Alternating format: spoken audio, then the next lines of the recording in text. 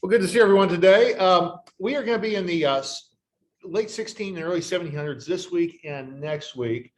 We've done a little bit of 1600s stuff, and we'll back up and go a little bit earlier in the 1600s next week. But we're going to be looking at things from two different directions. And the book did it in this order, so I'm going to do it in this order. I guess you could have flipped the order, but we're going to look at what the Germans say, von über and von unten, from above and from below. From the popular stuff rising from the bottom and from the intellectuals at the top of the pecking order. So that's what we're going to do this week and next week. This week is the from below week. We're going to look at some popular movements. And for the first time, really, in the history of Christianity, popular movements aren't squashed in the way that they were other times. So we'll look at that. Next week, we'll talk more about the intellectual movements, some changes in science, which the book doesn't spend a lot of time on, but since I'm trained in science, I will do some of that science and faith and the Enlightenment. Also, philosophy, it goes into great detail in philosophy. I'm not trained in Enlightenment philosophy that much, so I won't spend as much time next week with that. Mark will field any questions in that area that you have. So, and I'll also talk about church music a little bit next week, because the 16 and 1700s are a very fertile time, especially in the way we do church music, by singing a new invention called hymns that Protestants invented. You know, there were Catholic hymns, but not really sung by the people. Protestant hymn singing by people is something that's invented.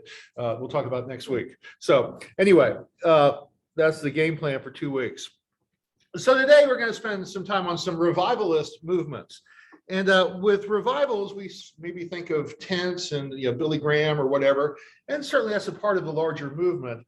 But it goes much further back and had a much different intent in the beginning. It really was a renewal movement to try to revive. Well, look who's here. How about that? Come on in. So the idea was they're trying to revive various branches of Christianity, and this really, after the 30 Years' War, which ended, what, 1648, before that, people had been killed for their beliefs on the battlefield. There were a lot of executions before that.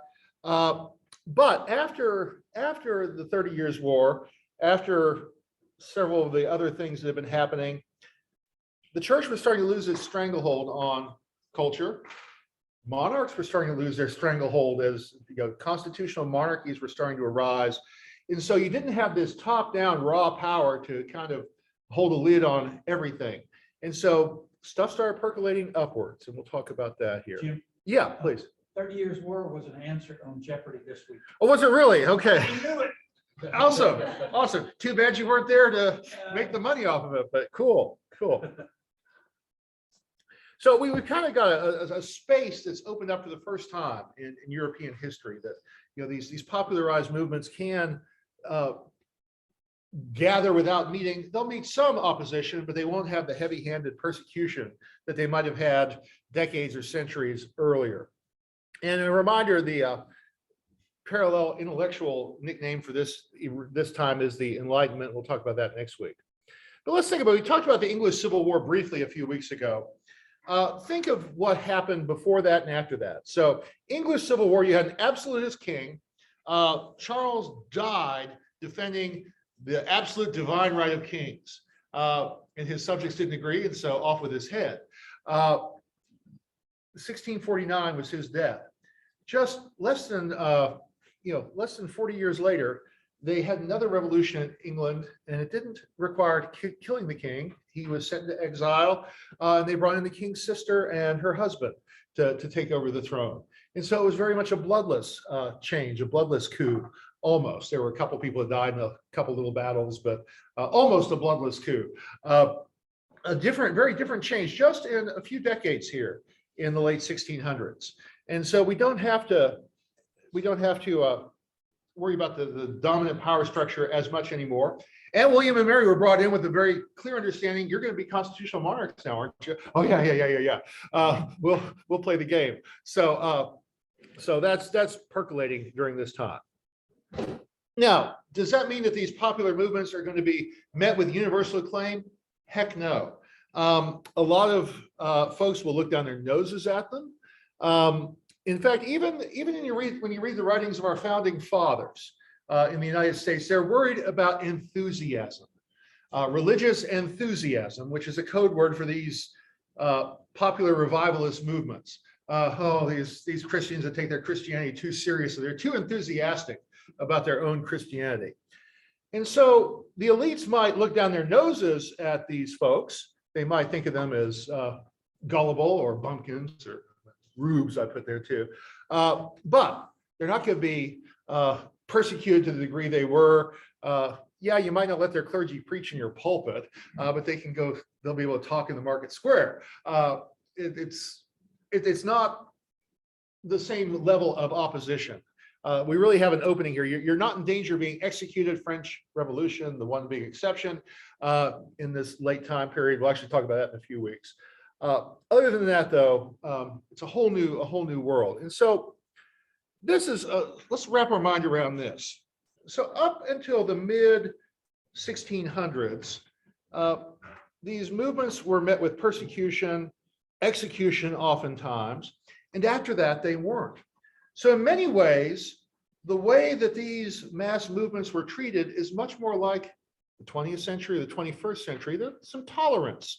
Okay, the tolerance is grudging, the tolerance is not overwhelming, but these movements in the late 1600s, early 1700s are treated almost like they are in modern times compared to how they were even just a few decades or a couple centuries earlier.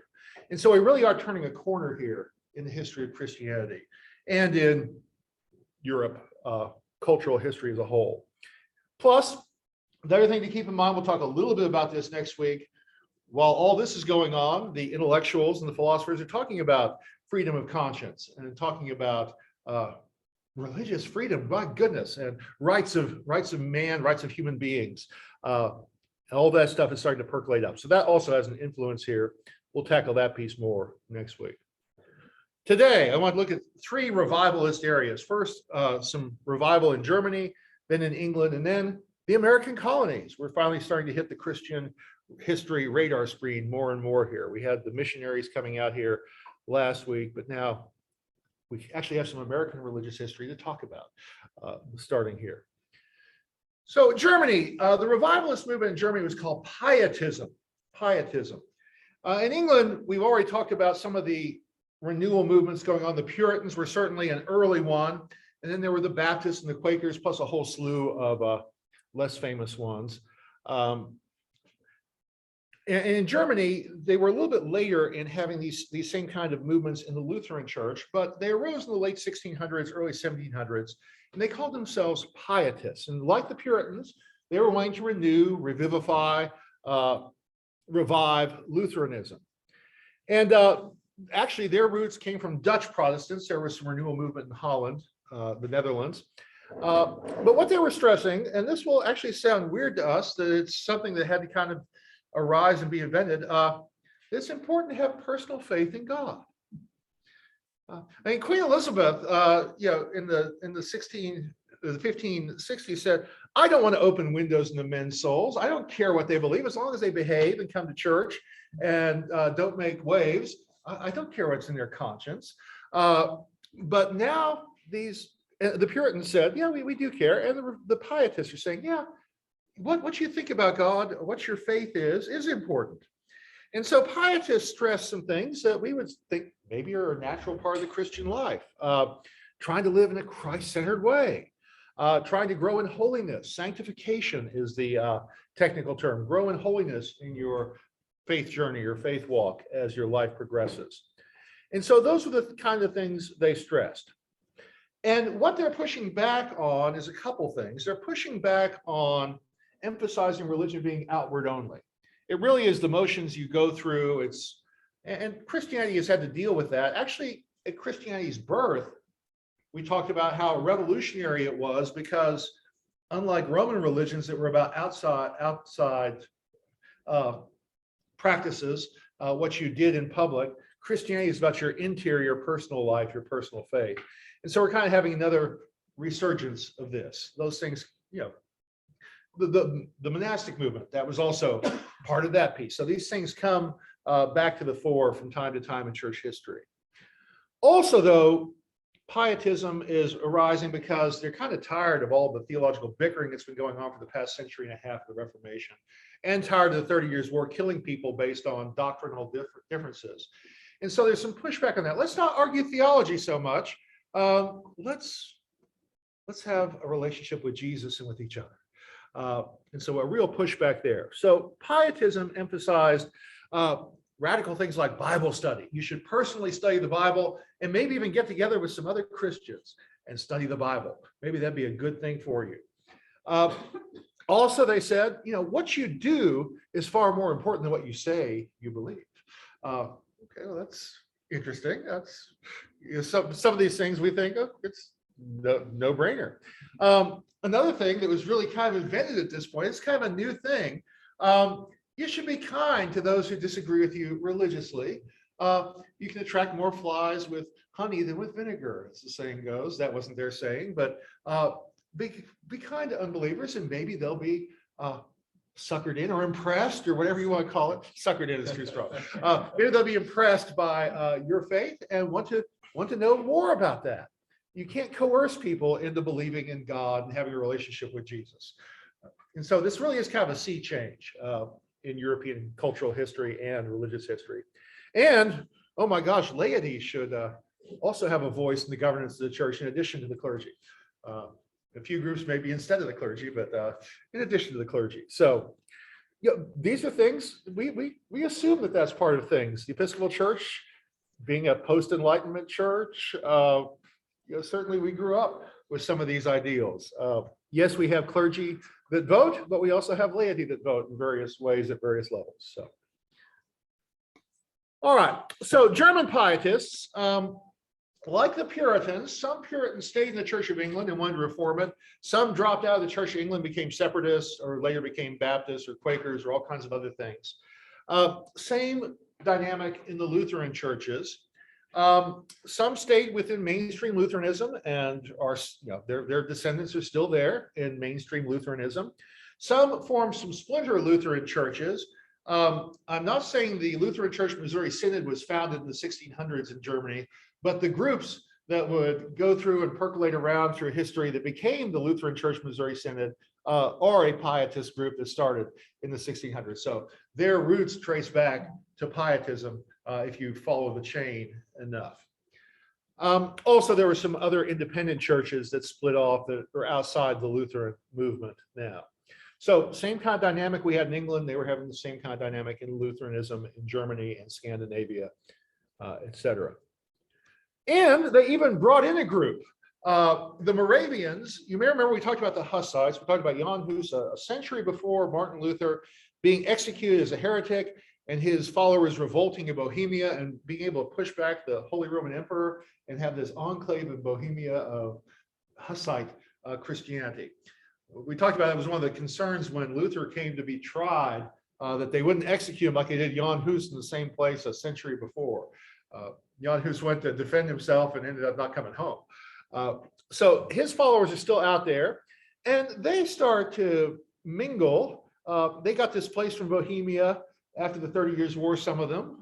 Imagine that, refugees during wartime. Sad to think that that's what we're experiencing again.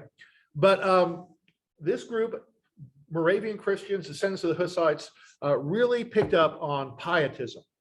And by the way, I want to say a quick word about the Moravian Church. There's still a very pietist group to this day. And we are in full communion with them. They are one of 6 denominations, 6 churches that the Episcopal Church in the United States of America is in a relationship of full communion with. That doesn't mean we've merged, but it means we recognize each other as full churches that contain everything a church needs. And our clergy are interchangeable. If we don't exchange Moravian clergy much, because there aren't that many Moravian clergy around, but we do, I'll talk about Lutherans in a second, but we do recognize them as a fully, everything that we think Christians are supposed to have, they have. We have no real disagreements with them. Just since you're maybe wondering, where are the other churches? Well, we've got the Moravian Church of North America. We're not in relation with the Moravian Church in Europe because we don't rub shoulders with them. The ELCA, the Evangelical Lutheran Church in America, we're in full communion with. I had a retired Lutheran pastor in Kansas, and I brought him on staff, and he was able to celebrate Eucharist. Right now, Father Edson Way, who is at St. Christopher's, is now doing an interim ministry at a Lutheran church here in town. In St. Angelo, there was a small Lutheran congregation and a small Episcopal congregation. They decided to share a priest, an Episcopal priest. Every other Sunday was out of the Book of Common Prayer. They do the Episcopal service. Every other Sunday they do Lutheran Book of Worship service. And they sustained that for a number of years until both churches kind of grew enough they kind of function on their own. So we do have these things happening with the ELCA church. Martoma Church, ancient church. We had a Martoma wedding here at St. Paul's. Bride was Anglo, Episcopal roots. Groom was Indian and Martoma. And we had a Martoma priest and a Martoma bishop and me doing the service. And they didn't tell me they were going to chant everything. And they split the service up 3 ways. And after I did the first prayer spoken, then they started chanting. I listened to their weird chant tone and I kind of could imitate it. And so I chanted the rest of the prayers I was given, and they said, "Oh, wow, you've been practicing." Sure. But we're in full communion with this church, the Martoma Church of India. Old Catholic Churches of the Union of Utrecht, Utrecht, what the heck's that? It's a group that pushed back on papal infallibility. They said, we're not going to stick with this papal infallibility stuff in the 1870s. And they became independent. So we're in communion with them. That's Dutch, right? Yeah. Church of Sweden, which is Lutheran. Also the Philippine Independent Church. And by the way, I have a picture of me with a Philippine Independent seminarian. That's me. And that's him. He got to wear the white cassock when we went out to Wrigley Field in seminary and made ESPN's Sports Center's Plays of the Week. So anyway, he looked like the Pope surrounded by us because he had his white tropical cassock on. But he was from the Philippine Independent Church, so seminary classmate from that church that we're in full communion with. All right. Switch gears to England here. Revivalism in England. The big story in England is there's some other guys running around, but the big story in England is a couple of young priests in the 1730s and 40s. They were brothers. Their dad was a priest, so they were PKs. And they were on a 2-year mission trip to the exotic land of Georgia in the American colonies. And they headed over to Georgia. And on the ship going over, there were some Moravians. We talked about them, pietists. Moravian settlers who are going to settle in Georgia. And there was a storm and the mast snapped on the ship and everybody freaked except the Moravians. The Moravians are very calm. They gathered on deck. They sang hymns and prayers and were very, very calm. And one of the priests was just blown away. He didn't feel his personal faith was equipping him to deal with the crisis in the same way these Moravians were equipped to deal with it. And so he was very intrigued by their personal faith. Yeah, he'd been to seminary. Yeah, he was ordained. Yeah, all that stuff. But he didn't feel he had the faith that they had. Later, when he got back to England, he hung out with Moravians for a while in London. And he was having a Bible study meeting with them. They were studying Luther's preface to Romans. And he reports this spiritual experience he had about 9:15. While he was describing the change, Luther was describing the change which God works in the heart and through faith in Christ. He says, I felt my heart strangely warmed. I felt I did trust in Christ, Christ alone for salvation, and an assurance was given me that he had taken away my sins, even mine, and saved me from the law of sin and death. So this priest had a very personal experience of faith in this Moravian Bible study. And his name was John Wesley. His brother's name was Charles. They were both Church of England Episcopal priests. They're priests of our sister mother church, the Church of England. But he had this experience by dealing with these Moravian Christians that was life-changing. And so John Wesley started a revivalist movement in England. He went to Germany even for a little while to study with the Moravians even more directly. And then he came back to England later on. They had some disagreements. He split with them. But when he split with them, he decided he would organize some Methodist societies. We'll talk about that name in just a second. It came from his college days. But he never intended to split from the Church of England. He wanted to reform the Church of England from within and have this movement revitalize the Church of England.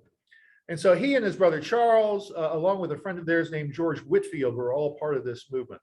Whitfield is spelled Whitefield, but it's pronounced Whitfield. We'll talk about Whitfield more because he has something to say about America, interestingly. So a couple of Wesley brothers and Whitfield previously had been part, when they were in college in Oxford, of a Bible study group. Oh, Bible study gets you in trouble. A prayer group and Bible study group. Oh my gosh, these guys are bizarre radicals. The other students called them the Holy Club. All these holy guys are gathering together, the Holy Club. Also, they tried to be methodical in the way they applied spiritual practices to daily life. And so they were also derisively called Methodists. They've got this method that they're trying to run, these holy guys. And so later, John just adopted that. I was okay, let's run with this. If they're going to call us out, we may as well just run with it. So Wesley's began in London, gathered followers, really trying to revive the Church of England. Some clergy were very receptive to that, saying, "Oh yeah, the Church of England needs some revival." A lot did not. Wesley was occasionally invited to preach in other pulpits, but he had a lot of resistance too. And so Whitfield, who had practiced with open air preaching, said to him, "Why do you need a church? Why don't you preach out here in the market square? Or, there's a nice hill here. There's some hills in England that have markers. John Wesley preached from here." No PA systems back then, so you're kind of limited. We'll talk about that in a little bit too. But Wesley started having preaching missions outside when he wasn't invited into churches to preach. And so he wasn't daunted by the pushback he got from his fellow clergy. So the Methodist movement was pietist in orientation, but it also had a heavy emphasis on what we call today social justice. They really wanted to evangelize the poor and working class folks in England. They felt the Church of England was becoming too much a church of the upper class and ignoring trying to plant churches in poorer areas. You may know from English politics, when they set up the House of Commons way back in the day, they set it up with the villages that were populated at the time and never redistricted. And so they had weird things where there would be members of parliament who represent literally villages of nobody, dead villages. And there would be representatives of parliament who would have gigantic cities. And there were some gigantic cities that hardly had any parliamentary representation. It was not evenly divided. The Church of England followed suit a little bit. There were a lot of parishes and a lot of smaller towns, but they were very slow as England was urbanizing, industrial revolution, all of that, very slow to go out into the slums and into the industrial areas and plant lots of churches. And so the Wesleys tried to fill that vacuum. And so they really tried to do a lot of work in urban England. And John Wesley was very clear. He didn't give a flip about other priests and their turf and what they thought their parish boundaries might be. He said at one point, "I look on all the world as my parish. It's fair game. I don't care what the line drawn on the map says. Thus far, I mean that in whatever part of the world I'm in, I judge it meet, right, and my bounden duty," that's language right out of the Rite One Eucharistic prayer, "I judge it meet, right, and my bounden duty to declare unto all that are willing to hear the glad tidings of salvation." I don't care if I'm getting pushed back from the established churches. God send me out to proclaim good news, so I'm going to do it. So, interesting guy. This movement would later get the name evangelicalism. And there is still a very strong wing in the Church of England, our mother church, called the evangelical wing. It means something different in America, but it's actually kind of fascinating to compare British evangelicals with American evangelicals because we're such a binary culture. We divide everything and then slide it to one side of the line or the other. British evangelicals may not slide things to the same side of the line that we would. So British evangelicals tend to be very anti-abortion, also anti-death penalty, kind of more like the Roman Catholics.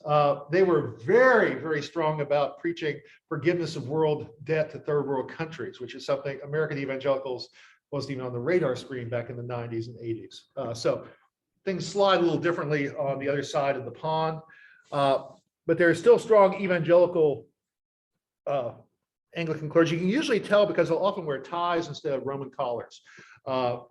And asked to be called Mr. instead of Father.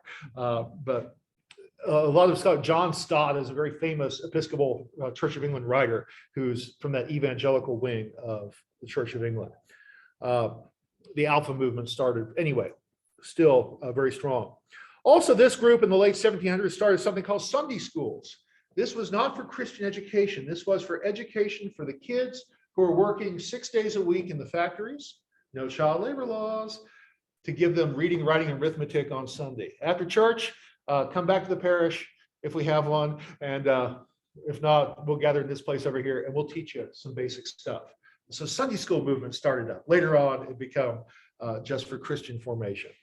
Also, it was evangelicals in Britain who really started the ball rolling on abolitionism. This is a little bit later. William Wilberforce especially is the big figure from our church on that, but it does start out of this movement. All right, we talked about Arminianism, the opposite of Calvinist predestination. John Wesley was an Arminianist. He believed that God willed everyone to be saved. The good news was for everybody. There wasn't a group that was select and elect and predetermined to receive the good news. Everybody can receive the good news. And so very much in that, that philosophical school. His friend Whitefield was not, and that was actually a cause of splitting between Whitefield and the Methodist movement. Whitefield started a Calvinistic Methodist movement that still has followers in Wales, of all places. There's still a Calvinistic Methodist church in Wales started by Whitefield.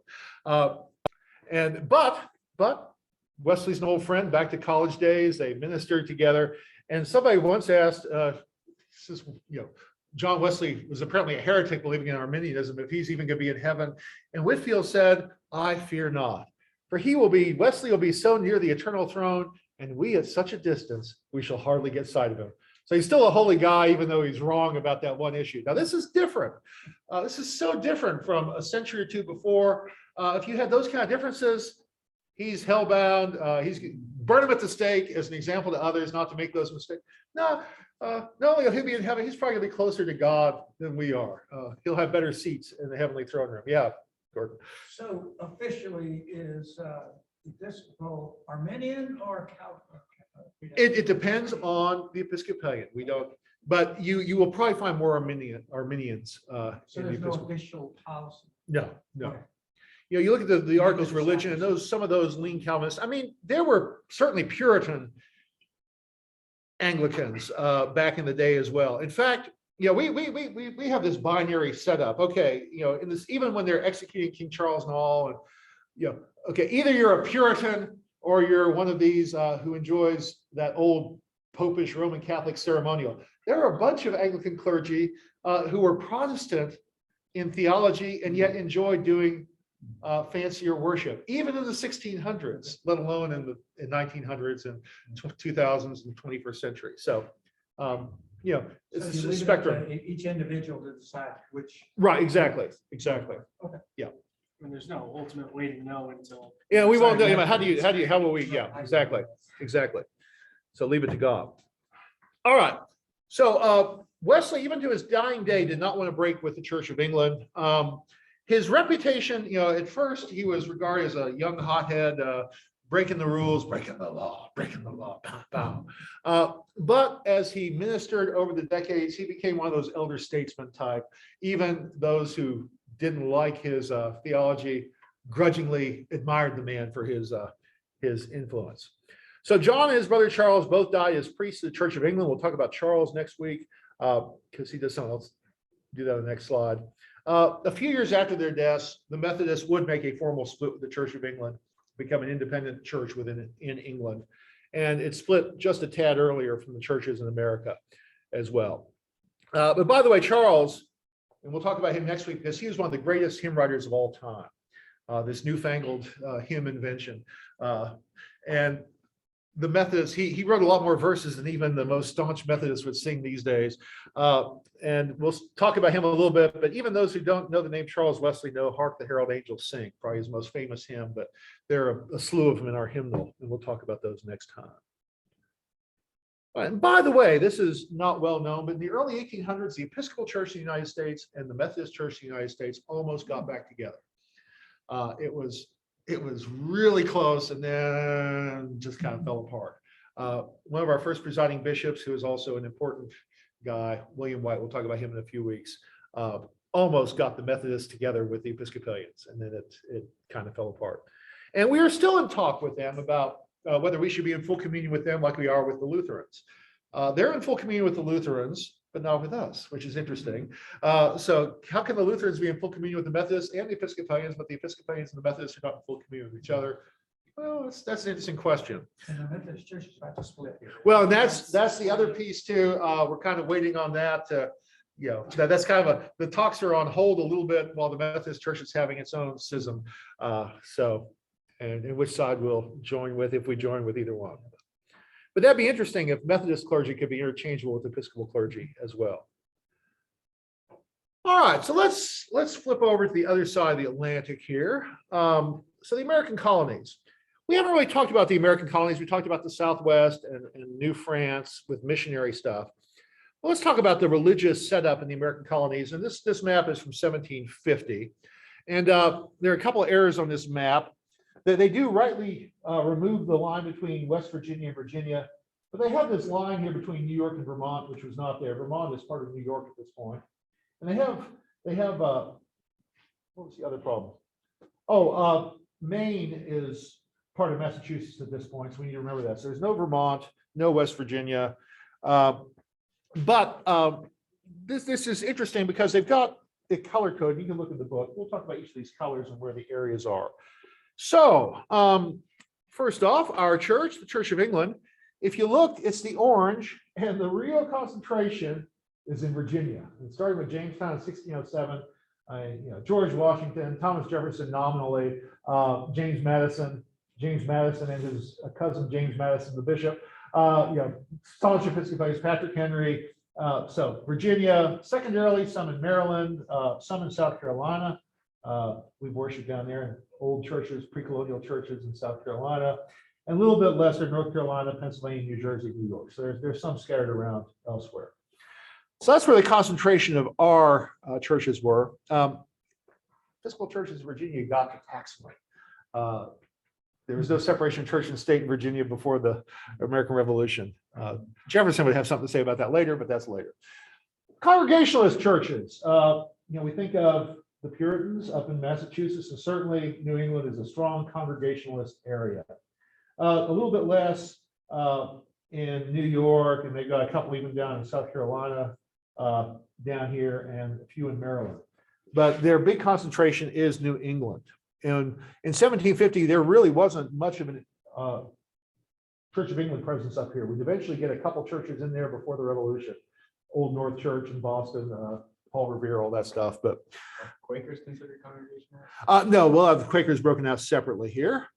Roman Catholics, very few Roman Catholics. Maryland was formed as a Roman Catholic colony, and then they bled over a little bit into Virginia and Pennsylvania, but not much. Roman Catholics were still a very persecuted minority as far as Protestants were concerned, really until the mid to late 20th century, really, if you're honest.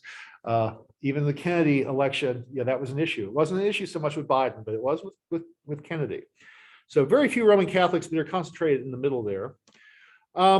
Baptists, green. And so Rhode Island was a Baptist colony, but they've sprawled out into other areas of New England and come down the coast of New Jersey, Pennsylvania, North Carolina, and some other places, Maryland, New York, little enclaves as well. So they're certainly present. Lutherans, not a lot of Lutherans, but where there's some Germans, Pennsylvania, New Jersey, up the Hudson, you've got Lutheran areas and a few in South Carolina. Presbyterian / Reformed, which are related to Congregationalists, but a little bit different. So they are actually pretty well represented all through the map here, but not a ton up this way. If you're going to be Calvinist up in this part, you're going to be Calvinist Congregationalist instead of Calvinist Presbyterian. Okay, so Swiss roots versus Scottish roots or whatever. But they are pretty, that yellow, there's a lot of yellow there, all the way down. And then lastly, but not leastly, or lastly, and maybe leastly, the Quakers, by this point, the Quakers, few in Rhode Island, but Pennsylvania is really becoming kind of a Quaker the Quaker State. We've got that nickname. And New Jersey, New York, Maryland, and a few other places. So that's the American picture there. So revivalism over on this side. The name we first think of when we think of revivals in America is Jonathan Edwards. By the way, where was Wesley?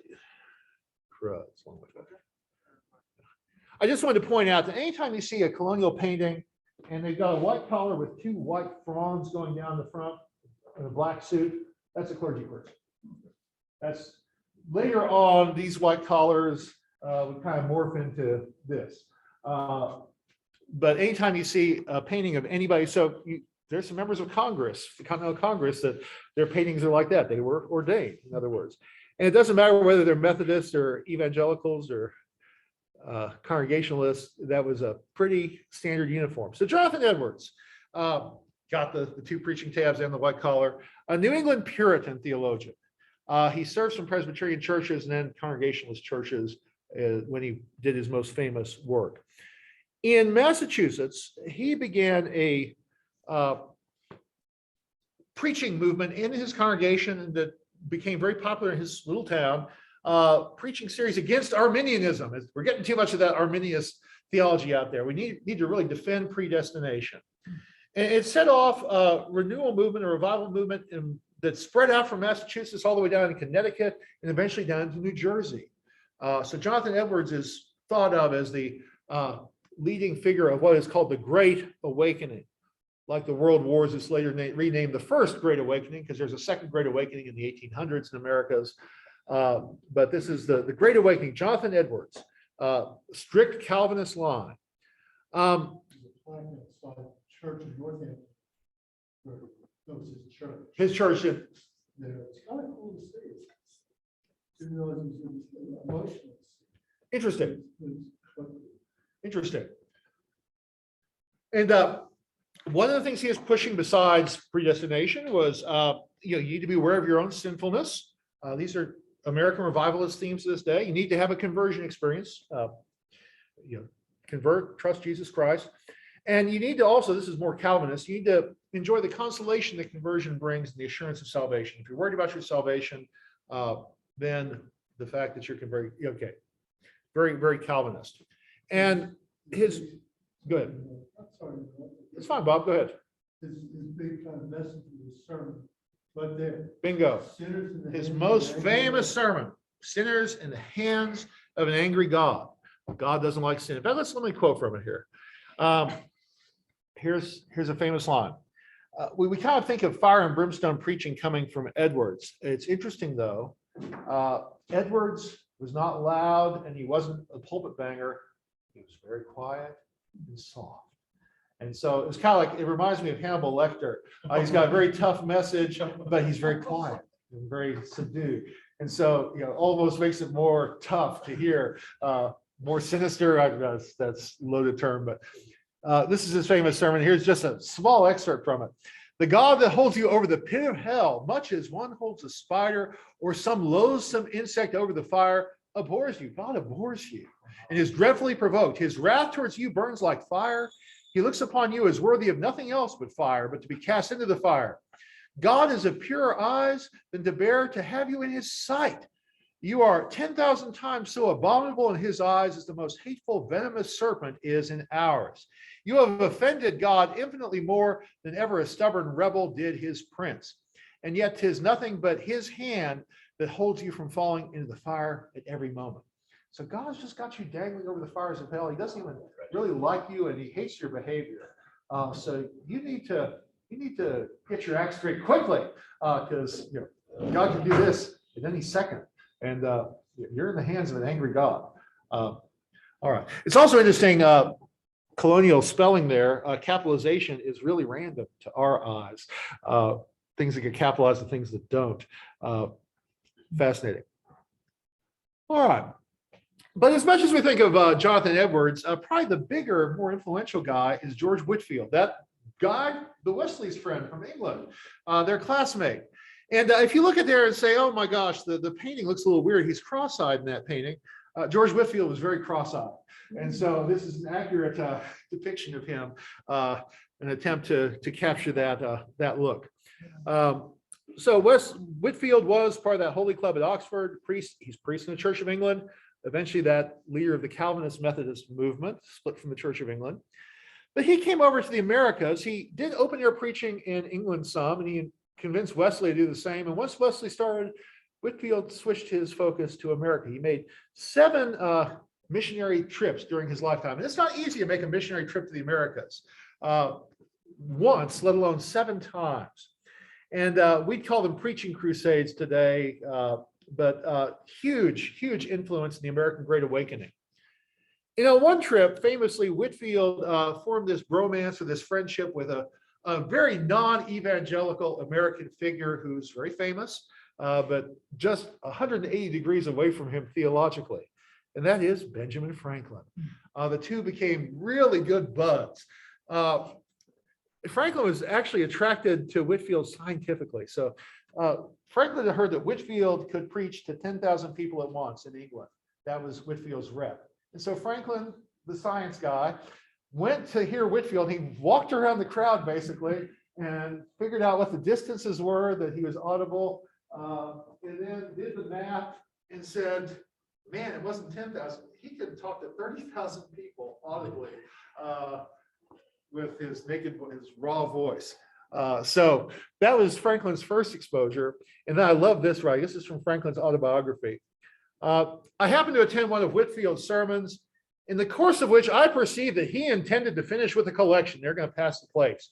And I silently resolved Whitfield should get nothing from me. And then he describes his pocket. I had in my pocket a handful of copper coins, copper money, 3 or 4 silver dollars, and 5 pistoles in gold. As Whitfield proceeded, I began to soften. And his oratory made me ashamed of that and determined me to give, I began to soften and concluded to give the copper. So I'm going to give the copper coins when the plate comes by. Another stroke of his oratory made me ashamed of that and determined me to give the silver. I'm going to up the ante. And he finished so admirably, I emptied my pocket wholly into the collector's dish, gold and all. So wonderful description of Whitfield's preaching. And even a stubborn guy like Franklin, who really isn't into personal Jesus evangelicalism, was influenced. Franklin was kind of a deist. Franklin was, very much into moralism. He valued religion highly. He hung out in just about every church in Philadelphia. He left the Presbyterian Church because the Presbyterian Church talked too much about Presbyterian doctrine and how to be a good Presbyterian. And Franklin wanted to hear messages of how you could be a good human being and be moral and all that. He hung out at the Episcopal Church quite a bit, Christ Church, Philadelphia, and other churches. He helped found the Jewish synagogue in Philadelphia. Not that he attended that, but he helped them get started. Franklin kind of roved all over the religious landscape of Philadelphia. But Whitfield and Franklin became pen pals. They had an extensive correspondence. And in the future, every time Whitfield came to Philly, he stayed in Franklin's home. That was his permanent lodging, guest lodging place there. And Franklin, looking for an opportunity to make money, also became the exclusive publisher of Whitfield's papers and manuscripts in the Americas. So interesting relationship. All right, and Whitfield, though he did support slavery, he also was one of the first evangelical voices in the Americas to say, we need to treat people better. You planters, your dogs are treated better. They're caressed and fondled at your tables, but your slaves are not treated equally. They're not treated as well as your dogs are. And so Whitfield started to push back on slavery. He also founded and supported orphanages in the Americas, especially for underprivileged folks. And Whitfield was viewed as one of the greatest preachers of his age. They estimate 18,000 sermons over his lifetime and 10 million people that heard him personally.